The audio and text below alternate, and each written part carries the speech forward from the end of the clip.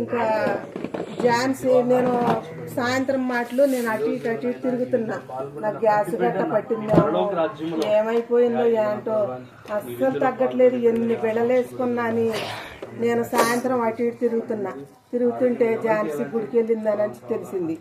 ఇక్కడికే వచ్చిందంట, గుడికి వచ్చింది, ప్రార్థనకి వెళ్ళిపోయిందనంటే గబగబా ఇంటికి వెళ్ళిపోయి ఇక నేను చెప్పేసి నేను ప్రార్థనకి వెళ్తున్నాను అని చెప్పి ఇక్కడికి వచ్చేసా. వచ్చిన తర్వాత ఒక్క 10 నిమిషాలు కూడా నేను ఇక్కడ కూర్చోలేకపోతున్నాను. ఈ 2 రేపల చెంది నీకు రాండక్కర్లేదు అసలు. 4 రోజుల మట్టి కూడాను ఇక్కడికి వచ్చినా నేను కూర్చోలేకపోతున్నాను. నుంచుని ఉండ ఏంటే నుంచున్నావా అని రంగమ్మంది.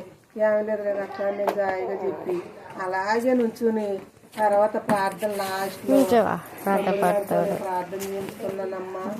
నాకు దేవుడు మాత్రానికి అస్సలు బెల్లంటే చేసుకోకుండా నాకు ఆ నొప్పి తీసేసాడమ్మా. మీ అందరికీ వందనాలు తల్లి. నాకు ప్రార్థన చేయండి మీరు అందరూ.